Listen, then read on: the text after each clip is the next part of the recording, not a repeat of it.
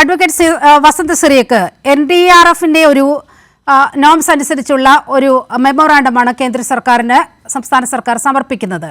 നമുക്കറിയാം, ഇപ്പോൾ ഈ വയനാടിൻ്റെ ഒരു സ്ഥിതി വെച്ച് നോക്കുകയാണെങ്കിൽ യഥാർത്ഥ നോംസ് അനുസരിച്ച് നമുക്ക് ലഭിക്കാൻ പോകുന്നത് 229 കോടി രൂപ മാത്രമാണ്. പക്ഷേ നമ്മുടെ ആകെ നഷ്ടം എന്ന് പറയുന്നത് അതിനേക്കാൾ എത്രയോ കോടി രൂപയുടെ നഷ്ടമാണ് നമുക്കവിടെ ഉണ്ടായിരിക്കുന്നത്. അപ്പോൾ ചീഫ് സെക്രട്ടറി അടക്കം പറയുന്നു ഇത് നോംസ് അനുസരിച്ചുകൊണ്ടാണ് ഹൈക്കോടതിയിൽ ഇത്തരത്തിൽ ഒരു മെമ്മോറാണ്ടത്തിന്റെ കണക്ക് ഹൈക്കോടതിക്ക് മുമ്പാകെ സമർപ്പിച്ചിരിക്കുന്നത്. മാത്രവുമല്ല, മുഖ്യമന്ത്രിയുടെ ഓഫീസ് ഈ നുണവാർത്ത തള്ളിക്കളഞ്ഞുകൊണ്ട് വളരെ കൃത്യമായ ഒരു പ്രസ് റിലീസ് പുറത്തിറക്കുകയും ചെയ്തു. അത് ഒരു തരത്തിലും വയനാട് ദുരന്തവുമായി ബന്ധപ്പെട്ട് വിവിധ ഇനത്തിൽ ചെലവഴിച്ച തുക എന്ന തരത്തിലാണ് മാധ്യമങ്ങൾ വരുന്നത്. പക്ഷേ ഇതൊരു എസ്റ്റിമേറ്റ് തുക മാത്രമാണ് എന്നത് മുന്നിൽ വന്നിട്ടും അതിൽ നിന്നൊന്നും പുറകിലേക്ക് പോകാൻ ആർക്കും കഴിയുന്നില്ല. ഇത് യഥാർത്ഥത്തിൽ വസന്തിന് എന്താണ് ഇക്കാര്യത്തിൽ മനസ്സിലായിട്ടുള്ളത്? നീലിമ, നോക്കൂ, രണ്ട് പ്രശ്നങ്ങളാണ് ഈ വിഷയവുമായി ബന്ധപ്പെട്ടുള്ളത്.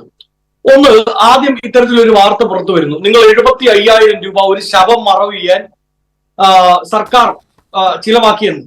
രണ്ടാമത് ചീഫ് സെക്രട്ടറി അത് വിശദീകരിക്കുന്നു, പിന്നീട് മുഖ്യമന്ത്രി വിശദീകരിക്കുന്നു. അതിൽ തന്നെ ഒരു പ്രശ്നമുണ്ട്. ചെലവാക്കി എന്ന് എവിടെയെങ്കിലും പറയുന്നുണ്ടോ? അല്ലല്ല, ചെലവാക്കി എന്ന് പറയുന്ന ഒരു വാക്ക് ഈ സത്യവാങ്മൂലത്തിലോ അല്ലെങ്കിൽ ഹൈക്കോടതിയുടെ ഉത്തരവിലോ എവിടെയെങ്കിലും പറയുന്നുണ്ടോ? അവിടെയാണ് പ്രശ്നം. അവിടെ നിന്നാണ് പ്രശ്നം തുടങ്ങുന്നത്. നീലിമ ഈ ചർച്ചയ്ക്ക് കൊടുത്ത വ്യാജ വാർത്ത എന്ന ഹെഡിങ് തൊട്ടാണ് ഞാൻ തുടങ്ങുന്നത്. വാർത്ത വന്നു എന്നത് തൊട്ടാണ് ഞാൻ തുടങ്ങുന്നത്. രണ്ടാമത്, ചീഫ് സെക്രട്ടറിയും നിങ്ങളുടെ മുഖ്യമന്ത്രിയും എന്ത് ചെയ്യുന്നു? ഒരു വിശദീകരണം കൊടുക്കുന്നു. എന്താണ് വിശദീകരണം? ഞങ്ങൾ ചെലവാക്കിയ തുകയല്ല, മറിച്ച് എസ്റ്റിമേറ്റ് ആണ്. രണ്ടാമത്, അതിന് പുതിയൊരു ക്യാപ്സ്യൂൾ അല്ലെങ്കിൽ പുതിയൊരു എക്സ്പ്ലനേഷൻ എന്താണ്? കേന്ദ്രം നൽകേണ്ട പണം നൽകുന്നില്ല, അതുകൊണ്ട് നമുക്ക് ചില കണക്കുകൾ പെരുപ്പിച്ച് കാണിച്ചേ മതിയാകൂ. അങ്ങനെ പെരുപ്പിച്ച് കാണിക്കുന്നത് എവിടെയാണ്? പെരുപ്പിച്ച് കാണിക്കുന്നത് ഹൈക്കോടതിയിലാണ്. ഹൈക്കോടതിയിൽ നിലവിലെ അവസ്ഥയിൽ സാമാന്യ ജനത്തിന് മനസ്സിലാവുന്ന രീതിക്ക് അപ്പുറത്തേക്ക് ഒരു ബലൂൺ വീർപ്പിച്ചു കൊണ്ടുപോയി ഹൈക്കോടതിയുടെ മുമ്പിൽ പ്രസന്റ് ചെയ്താൽ അത് അതേപടി വിഴുങ്ങിയേക്കാം, വെള്ളം വിഴുങ്ങുന്ന പോലെ അങ്ങ് വിഴുങ്ങിയേക്കാം എന്ന രീതിയിൽ കോടതി പെരുമാറുമെന്നോ കേന്ദ്രം പെരുമാറുമെന്നോ ചിന്തിച്ചാൽ അത് അസംബന്ധമല്ലേ? കൃത്യമായ കണക്കുകൾ പറയണം. പിന്നീട് അതിനപ്പുറത്തേക്ക് നമുക്ക് ആവശ്യമായിട്ടുള്ള പണം ചോദിച്ചു മേടിക്കാനുള്ള കഴിവ്, ഡിപ്ലോമാറ്റിക് എലിജിബിലിറ്റി അതാർക്കുണ്ടാവണം? സ്റ്റേറ്റ് ഗവൺമെന്റിന് ഉണ്ടാവണം. അല്ലാതെ ഒരു ചെലവുമായിട്ടില്ലാത്ത ശവസംസ്കാരം എന്ന് പറയുന്നത് ഇനി നടക്കാനുള്ളതിന്റെ എസ്റ്റിമേറ്റ് ആണ് എന്ന് നീലിമയ്ക്ക് പറയാൻ പറ്റുമോ? ഓൾറെഡി അവിടെ ആ വലിയ ദുരന്തത്തിൽ നമ്മളെ വിട്ടുപിരിഞ്ഞ സഹോദരങ്ങളെ ശവങ്ങൾ മറവ് ചെയ്ത് കഴിഞ്ഞു, അവരുടെ മൃതദേഹങ്ങൾ മറവ് ചെയ്ത് കഴിഞ്ഞു. അതൊരു ഓൾറെഡി ഹാപ്പൻഡ് ഇവന്റ് ആണ്. അതിന്റെ പുറത്ത് ഇതാ ഞങ്ങൾ എസ്റ്റിമേറ്റ് എടുക്കാൻ പോകുന്നു എന്ന് പറയാൻ പറ്റുമോ? നമ്മളൊരു വീട് പണിയാൻ എസ്റ്റിമേറ്റ് എടുക്കുന്നു, വീട് പണിത ശേഷം ഇതാ വീട് പണിയാൻ ഇത്ര രൂപയാകും എന്ന് എസ്റ്റിമേറ്റ് എടുക്കാൻ പറ്റില്ല. ബഡ്ജറ്റ് ആണ് എടുക്കാൻ പറ്റുക, അല്ലെ? ഉണ്ടായ എക്സ്പെൻസ് ബഡ്ജറ്റ് ആണ് എടുക്കാൻ പറ്റുക. രണ്ടാമത്, ഏറ്റവും വലിയ പ്രശ്നം, നമ്മൾ കോഴിക്കോട് പണിയാൻ വേണ്ടി കൊട്ടാരത്തിന്റെ എസ്റ്റിമേറ്റ് എന്തിനാണ് എടുത്തു വെക്കുന്നത്? അപ്പോൾ നിങ്ങളുടെ വാദം, അതായത് നീലിമ അടക്കമുള്ള ആ ഈ ഡിബേറ്റിന്റെ ഓപ്പോസിറ്റ് പക്ഷത്തിന്റെ വാദം എന്താണ്? വാദം പറയുന്നത് കേന്ദ്രം പണം നൽകുന്നില്ല. ശരിയാണ്, കേരളം അടക്കമുള്ള പ്രതിപക്ഷ സംസ്ഥാനങ്ങളെ ഞെരുക്കുന്നുണ്ടെന്നതിൽ യാതൊരു സംശയവും ഞങ്ങൾക്കില്ല. പക്ഷേ അത് മേടിച്ചെടുക്കാൻ ഇതാണോ വഴി? ഇങ്ങനെ പെരുപ്പിച്ചൊരു കണക്കുമായി ഹൈക്കോടതിയിൽ ചെന്നാൽ, അങ്ങനെ പെരുപ്പിച്ചൊരു കണക്കുമായി കേന്ദ്രത്തിന് മുമ്പിൽ ചെന്നാൽ അപഹാസ്യരാവുകയല്ലേ ഉള്ളൂ. പക്ഷേ ഹൈക്കോടതി നോംസ് അനുസരിച്ച് തന്നെയാണ് എന്ന് വളരെ കൃത്യമായി പറഞ്ഞിട്ടുണ്ടല്ലോ. ഇല്ലില്ല, അതിൽ പ്രശ്നം. ഞാൻ ഒരു പ്രാക്ടീസിങ് ലോയർ ആണ്. ഈ ഡിബേറ്റിൽ ഈ ലോയേഴ്സ് ഉണ്ടോ എന്ന് എനിക്കറിയില്ല. നോക്കൂ, നിയമയ്ക്ക് അറിയാമല്ലോ, ഒരു മാക്സിമം ലിമിറ്റും ഒരു മിനിമം ലിമിറ്റും ഈ നോംസിൽ ഉണ്ടാവും എന്ന് പറഞ്ഞാൽ നമ്മൾ മാക്സിമം ലിമിറ്റ് 75,000 രൂപ എന്ന് എഴുതി വെച്ച് കഴിഞ്ഞാൽ അത് അതേപടി വിഴുങ്ങുമെന്ന് നിങ്ങൾ ആരെങ്കിലും തെറ്റിയിരിക്കുന്നുണ്ടെങ്കിൽ അത് അസംബന്ധം തന്നെയാണ്.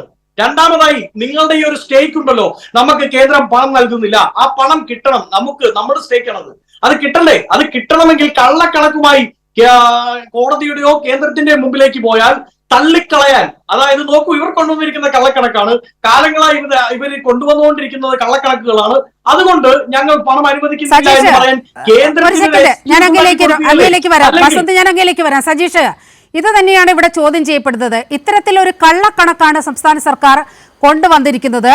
അതുകൊണ്ട് തന്നെ കേരളത്തിന് ഇതൊന്നും കൊടുക്കേണ്ട ബാധ്യത ഇല്ല എന്ന് വരുത്തി തീർക്കാനുള്ള ഒരു ഗൂഢമായ അജണ്ട ഇതിന്റെ പുറകിൽ ഉണ്ട് എന്നാണ് ഈ ഘട്ടത്തിൽ സംശയിക്കേണ്ടത്. കാരണം ആ രീതിയിലാണ് ഈ കണക്കുകളെയെല്ലാം വളച്ചൊടിച്ചു കൊണ്ടുവരുന്നത്. കാരണം നമുക്കറിയാം, സുനാമി വന്ന ഘട്ടത്തിൽ അന്നിവിടെ LDF അല്ല ഭരിക്കുന്നത്. സുനാമിയൊക്കെ വന്ന ഘട്ടത്തിൽ കേന്ദ്ര സർക്കാരിനോട് എത്ര കോടിയാണ് ചോദിച്ചത്, എത്രയാണ് തിരികെ തന്നത്? ഇങ്ങനെയുള്ള കണക്കുകൾ നമ്മൾ ഒരിക്കലും കേന്ദ്ര സർക്കാരിനോട് ചോദിക്കുന്ന ആക്ച്വൽ കണക്കുകൾ അനുസരിച്ച് സഹായം ഏതെങ്കിലും കാലത്ത് കേരളത്തിന് ലഭിച്ചിട്ടുണ്ടോ? അത് ഒരു കാലത്തും ഉണ്ടായിട്ടില്ല. ഏറ്റവും സമീപകാലത്തെ കണക്ക് നമുക്കെടുക്കാം. 2018 പ്രളയമുണ്ടായപ്പോൾ 26,000 കോടി രൂപയുടെ നഷ്ടം നമുക്കുണ്ടായി. 6,000 കോടി ചോദിച്ചു. അതിൽ എത്രയാണ് തന്നത്? സജീഷ് സൂചിപ്പിച്ചതുപോലെ 2,904 കോടി രൂപ മാത്രമാണ് സംസ്ഥാനത്തിന് അന്ന് നൽകുന്നത്. അതുപോലെ 2019 കണക്കെടുത്താൽ 2,608 കോടി സംസ്ഥാന സർക്കാർ ആവശ്യപ്പെട്ടുകൊണ്ട് ഒരു മെമ്മോറാണ്ടം നൽകി. 1 രൂപ പോലും നൽകിയില്ല. അപ്പോൾ ഈ വയനാട് കണ്ടുപോയി പ്രധാനമന്ത്രി അടക്കമുള്ളവർ, അതുപോലെ കേന്ദ്ര ഏജൻസികൾ, അന്വേഷണ സംഘങ്ങൾ എല്ലാവരും ഇവിടെ വന്നിട്ട് പോയതാണ്. വയനാടിന്റെ വ്യാപ്തി, ആ ദുരന്തത്തിന്റെ വ്യാപ്തി എന്താണെന്ന് കണ്ടറിഞ്ഞു പോയവരാണ് പ്രധാനമന്ത്രി അടക്കമുള്ളവർ, കേന്ദ്രമന്ത്രിമാരടക്കമുള്ളവർ. പക്ഷേ എത്ര നാൾ പിന്നിട്ടു? ഈ ദുരന്തം നടന്ന് 50 ദിവസമായില്ലേ? ഇപ്പോഴും കേന്ദ്ര സഹായം ആ കടലാസിൽ ഒതുങ്ങുക മാത്രമാണ്, വാഗ്ദാനത്തിൽ ഒതുങ്ങുക മാത്രമാണ്.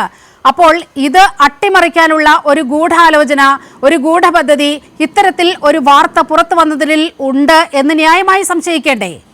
അല്ല, ഒരു കാര്യം, എൻ്റെ പ്രിയപ്പെട്ട ഈ സുഹൃത്ത് ഇപ്പോൾ സംസാരിച്ചത് കോൺഗ്രസ് പ്രതിനിധിയാണ് എന്നാണ് ഞാൻ കരുതുന്നത്. അവർക്ക് കേരളത്തോട് ഇത്രമേൽ വൈരാഗ്യം ഉണ്ടാകേണ്ട കാര്യമില്ല. കേരളത്തിൽ ഇടതുപക്ഷം ഇപ്പോൾ ഭരിക്കുന്നു എന്നുള്ളതുകൊണ്ട് അദ്ദേഹം പറഞ്ഞ കാര്യങ്ങൾ എന്താണ്? കണക്ക് പെരുപ്പിച്ച് കാണിക്കലല്ല, ഡിപ്ലോമാറ്റിക് ആയിട്ടുള്ളൊരു എലിജിബിലിറ്റി സർക്കാരിന് ഇല്ലാത്തതുകൊണ്ടാണ് ഇങ്ങനെയൊക്കെ കൈകാര്യം ചെയ്യുന്നത് അല്ല. ഞാനതാണ് ആദ്യം വിശദീകരിച്ചത്. ഇതിൻ്റെ മാനദണ്ഡ പ്രകാരം നോംസിനകത്ത് കൃത്യമായി പറയുന്ന തുകയുണ്ട്. എന്നാൽ ആക്ച്വൽ എന്നുള്ള രീതിയിൽ പൂർണ്ണമായും അനുവദിക്കാവുന്ന SDRFന്റെ 25% കൂടാത്ത രീതിയിൽ അനുവദിക്കാവുന്ന തുകയുമുണ്ട്. ആ തുക ഇവർ പറയുന്നത് ഇവിടെ ഈ കാര്യങ്ങളെല്ലാം നടന്നു കഴിഞ്ഞു, അതുകൊണ്ട് ഇത് കൂട്ടിക്കൊടുത്തതാണ് എന്നാണ്. അല്ല, ഇവർ ഏത് ലോകത്താണ് എന്നറിയില്ല. ദുരിതാശ്വാസ ക്യാമ്പുകൾ അവിടെ അവസാനിച്ചിട്ടില്ല. ഈ പറഞ്ഞ അടിയന്തര സഹായത്തിന് വേണ്ടിയിട്ടുള്ള മെമ്മോറാണ്ടം കൊടുക്കുന്ന സമയത്ത് ഇവിടെ നേവിയുടെയും ആർമിയുടെയും കേന്ദ്രസേന ഉൾപ്പെടെയുള്ള സംവിധാനങ്ങൾ രക്ഷാപ്രവർത്തനം നടത്തിക്കൊണ്ടിരിക്കുകയാണ്. അവിടെ പൂർണ്ണമായ കാര്യങ്ങൾ പൂർത്തീകരിക്കാൻ വേണ്ടി കഴിഞ്ഞിട്ടില്ല. നഷ്ടപ്പെട്ട അവശിഷ്ടങ്ങൾ നീക്കൽ ഉൾപ്പെടെയുള്ള പ്രവർത്തനങ്ങൾ ഇപ്പോഴും തുടർന്നുകൊണ്ടിരിക്കുകയാണ്. ഇതെല്ലാം വെച്ചുകൊണ്ട് തന്നെയാണ് ഈ കണക്കുകൾ സമർപ്പിക്കുന്നത്. പിന്നെ ഞാൻ നേരത്തെ സൂചിപ്പിച്ചു, ഈ 30 ദിവസത്തേക്കാണ് ഈ പറഞ്ഞ വസ്ത്രത്തിന് അതുപോലെ മറ്റു കാര്യങ്ങൾക്ക് എല്ലാം ചെലവായി കണക്കാക്കുന്നത്. അത് 30 ദിവസത്തേക്ക് മാത്രമല്ല, 90 ദിവസം വരെ നമുക്ക് ഉയർത്തി കൊടുക്കാൻ വേണ്ടി പറ്റും. ആ 90 ദിവസം കണക്കാക്കി കൊടുക്കണം. കാരണം 2,500 രൂപ കിട്ടിയാൽ പോരാ സുഹൃത്തെ. 90 ദിവസത്തേക്ക് കണക്കാക്കി കൊടുത്താൽ മാത്രമേ കൂടുതൽ തുക അനുവദിച്ച് കിട്ടുകയുള്ളൂ. നാളെ നിങ്ങൾ ചോദിക്കും, നിങ്ങൾ എന്തിനാണ് ഇത്രയും കുറഞ്ഞ തുക കൊടുത്തത്, വെറും 2,500 രൂപ കൊടുത്താൽ മതിയോ എന്ന ചോദ്യം ഉണ്ടാകുമ്പോൾ, അല്ല, അത് ഞങ്ങൾ കൃത്യമായി 90 ദിവസത്തേക്ക് ഈ ക്യാമ്പ് തുടരും എന്ന സാഹചര്യം തന്നെ കണക്കാക്കി കൊടുക്കണം. അങ്ങനെ കൊടുത്തു കഴിഞ്ഞാൽ ആക്ച്വൽ എന്നത് കിട്ടും. പിന്നെ പ്രിയപ്പെട്ട സുഹൃത്ത് മനസ്സിലാക്കേണ്ടത്, ഞാൻ നേരത്തെ പറഞ്ഞു, ഇവിടെ കഴിഞ്ഞ പ്രളയത്തിന്റെ സമയത്ത് എയർലിഫ്റ്റിംഗ് നടത്തുന്ന ഉൾപ്പെടെയുള്ള പ്രവർത്തനങ്ങൾക്ക് നേവിയുടെ ഭാഗത്തു നിന്നും സഹായം ലഭിച്ചപ്പോൾ നമ്മൾ ഒന്നും എഴുതി കൊടുത്തില്ലെങ്കിൽ എന്തായിരുന്നു അവസ്ഥ? 108 കോടി രൂപ, 100 ചില്ലാനം കോടി രൂപയാണ് കേന്ദ്രത്തിന് നമ്മൾ നമ്മുടെ ഫണ്ടിൽ നിന്ന് തിരിച്ചു കൊടുക്കേണ്ടി വന്നത്. ഒന്നും കിട്ടിയിരുന്നില്ല എന്ന് മാത്രമല്ല, തിരിച്ചു കൊടുക്കേണ്ടി വരുന്ന സാഹചര്യം ഉണ്ടായില്ലേ? പിടിച്ചു വാങ്ങിയോ? അപ്പോൾ ഈ പറഞ്ഞ വലിയ നാവൊന്നും പ്രതിപക്ഷത്തിന്റെ കണ്ടില്ലല്ലോ. അതുപോലെ ഇപ്പോൾ പാലം നിർമ്മിക്കുന്ന സമയത്തും ഇടപെടൽ നടത്തുന്ന സമയത്തും നാളെ എന്തെങ്കിലും ഉണ്ടായാൽ അത് നിങ്ങൾ തിരിച്ചു കൊടുക്കേണ്ടതാണെന്ന് പറഞ്ഞാൽ ഇപ്പോൾ തന്നെ അതിന്റെ എസ്റ്റിമേറ്റ് കണക്കാക്കി കൊടുക്കണം. ആ രീതിയിലാണ്, നിലക്കാത്ത ഒരു പ്രവർത്തനത്തിന്റെ ഭാഗമായിട്ടാണ് ഈ കാര്യങ്ങൾ കൊടുക്കുന്നത് എന്ന് കാണണം. പിന്നെ പ്രിയപ്പെട്ട സുഹൃത്ത് എങ്ങനെ വ്യാഖ്യാനിച്ചാൽ പറയട്ടെ, എങ്ങനെ ഞാൻ പറയട്ടെ, താങ്കൾ എന്തിനാ എങ്ങനെ പ്രയാസപ്പെടുന്നത്? ഞാൻ പറയട്ടെ. അതായത് കോടതിയിൽ എന്തെങ്കിലും തെറ്റായി പറഞ്ഞു, കൃത്യമായി മാനദണ്ഡങ്ങൾക്കനുസരിച്ചാണ് കൊടുത്തത് എന്ന് കോടതി ഉത്തരവിനനുസരിച്ച് പറയുന്നു. മാനദണ്ഡങ്ങൾക്കല്ലാതെ കൊടുത്താൽ അവിടെ കിട്ടില്ല സുഹൃത്തെ. പിന്നെ ഒരു കാര്യം കൂടി ഞാൻ പറയാം, താങ്കൾക്ക് അല്ല, ഇങ്ങനെ ശബ്ദം ഉണ്ടാക്കല്ലേ, ഞാൻ ഇടപെടുന്നില്ല. താങ്കൾക്ക് സംസാരിക്കാൻ അവസരം ഉണ്ടാകുമെന്ന് കരുതുകയാണ്, ഞാൻ ഇടപെടുന്നില്ല. അല്ല, നിങ്ങളിപ്പോ പറഞ്ഞ എന്റെ ശബ്ദത്തെ ഇല്ലാതാക്കിയാൽ ഒന്നും ഈ കാര്യങ്ങൾ നടക്കുന്നില്ല. ഞാൻ സംസാരിക്കുന്നത് നിങ്ങൾ ഇല്ലാതാക്കിയാലൊന്നും ഈ കാര്യങ്ങൾ ജനങ്ങൾക്ക് ബോധ്യപ്പെടാതെ ഒന്നും പോവില്ല.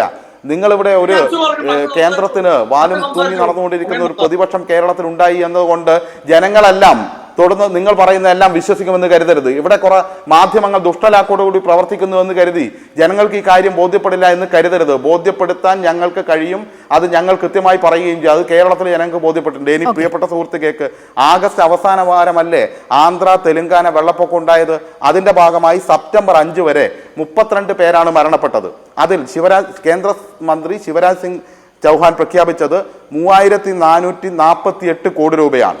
ലോകം വരെ ഞെട്ടി 500-ലധികം പേർ മരണപ്പെട്ട ഈ വയനാടിന് വേണ്ടി 10 രൂപ ഇതുവരെ അനുവദിച്ചിട്ടില്ല എന്നതിന് ഇവിടെ കോൺഗ്രസിന് ഒരു പ്രശ്നമില്ലല്ലോ. അവരതിനെക്കുറിച്ച് ഒരു അക്ഷരം ഇടുന്നില്ലല്ലോ. പ്രധാനമന്ത്രി ഇവിടെ വന്നു, മുഖ്യമന്ത്രി മാനദണ്ഡപ്രകാരമുള്ള നിവേദനവും നൽകിയിട്ടുണ്ട്. ആ അജണ്ട വെച്ച് നിങ്ങൾ പ്രവർത്തിക്കുമ്പോൾ അതിനെ അംഗീകരിക്കാൻ വേണ്ടി പറ്റില്ല.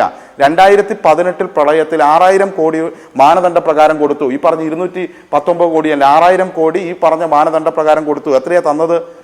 2404.85 കോടി മാത്രം. അപ്പോൾ കോൺഗ്രസിന്റെയോ പ്രതിപക്ഷത്തിന്റെയോ ശബ്ദം കേട്ടില്ല. യഥാർത്ഥത്തിൽ എത്രയായിരുന്നു കേരളത്തിന്റെ നഷ്ടം? 26,000 കോടിയായിരുന്നു. 2019 പ്രളയത്തിൽ ഈ 2101.88 കോടി രൂപ ആവശ്യപ്പെട്ടു. ഒറ്റ പൈസ ഇതുവരെ കേന്ദ്രം തന്നിട്ടില്ല. ഇവിടെ കോൺഗ്രസിന് പൊള്ളുന്നില്ല. അപ്പൊ എസ്റ്റിമേറ്റ് കുറഞ്ഞു പോയി കൂടിപ്പോയി എന്നുള്ള പ്രശ്നമില്ല. മാത്രമല്ല, ഞാൻ നേരത്തെ പറഞ്ഞ വിമാനക്കൂലി ഇനത്തിൽ ഒരു വർഷം കഴിഞ്ഞപ്പോൾ 2018 വാങ്ങിയത്രയാണ് 102 കോടി രൂപ ഒരു വർഷം കഴിഞ്ഞ് ഈടാക്കി. അപ്പോഴും കേരളത്തിന്റെ പ്രതിപക്ഷ നേതാവോ കോൺഗ്രസോ UDF ഒറ്റ അക്ഷരം മിണ്ടിയിട്ടില്ല. ഇവിടെ തന്നെ അരിക്ക് പണം ഈടാക്കി, അപ്പോഴും മിണ്ടിയിട്ടില്ല. ഇവിടെ നിങ്ങൾ ഈ കേന്ദ്ര മാനദണ്ഡ പ്രകാരമുള്ള ഒരു വീടിന് 1,30,000 കിട്ടിയാൽ മതിയോ? ഇവിടെ 2,500 രൂപ കിട്ടിയാൽ മതിയോ? വീട്ടുപകരണങ്ങൾ നഷ്ടപ്പെട്ടതിന് 2,500 രൂപ കിട്ടിയാൽ മതിയോ? വസ്ത്രങ്ങൾ നഷ്ടപ്പെട്ടതിന്? അപ്പോൾ ഏതിലാണോ കൃത്യമായി കൊടുക്കാൻ വേണ്ടി കഴിയുന്ന, ആക്ച്വൽ ചെലവ് കൊടുക്കാൻ വേണ്ടി കഴിയുന്നത്, ആക്ച്വൽ ചെലവ് കൊടുക്കണം. ഇതെല്ലാം പരിശോധിച്ചിട്ടാണ് സുഹൃത്തെ അവിടുന്ന് ഇങ്ങോട്ട് പണം അനുവദിക്കുന്നത്. അല്ലാതെ അങ്ങോട്ട് എഴുതി കൊടുക്കുമ്പോൾ തീർത്തും അനുവദിച്ചു തരുന്ന സ്ഥിതിയല്ല നിലനിൽക്കുന്നത്. ഇതിന് ശേഷം പ്രയാസമുണ്ടായ ഹിമാചലിൽ ഉൾപ്പെടെ പണം അനുവദിച്ചപ്പോൾ 10 പൈസ ഇങ്ങോട്ട് കിട്ടാത്തതിനെ പറ്റി ഇവിടുത്തെ പ്രതിപക്ഷത്തിന് മിണ്ടാട്ടമില്ല. കോടതി പറഞ്ഞിട്ടുണ്ട് മാനദണ്ഡ പ്രകാരമാണ് കൊടുത്തത് എന്ന്. കൃത്യമായി മാനദണ്ഡം പാലിക്കുന്നു. പിന്നെ ഒറ്റ കാര്യം കൂടി താങ്കൾ പറഞ്ഞ ഒരു കാര്യത്തിൽ ഓർമ്മിക്കും. മൃതദേഹങ്ങൾ സംസ്കരിക്കാൻ വേണ്ടി സർക്കാർ പണം ചെലവഴിച്ചു എന്ന് എവിടെയും പറഞ്ഞിട്ടില്ല, അങ്ങനെയൊട്ട് പറയുകയുമില്ല. പക്ഷേ ചെലവഴിച്ചു എന്ന് പറയുന്ന ഒരു വാക്ക് പോലും ഈ മെമ്മോറാണ്ടത്തിൽ ഇല്ല. 10,000 രൂപ എന്ത് ചെയ്തിട്ടുണ്ട് സർക്കാർ? ചെലവഴിച്ചു എന്ന് പറയുന്ന ഒരു വാക്ക് ഒരു സ്ഥലത്തുമില്ല എന്ന്, ഒരു സ്ഥലത്തുമില്ല. അതൊരു വസ്തുതയാണ്.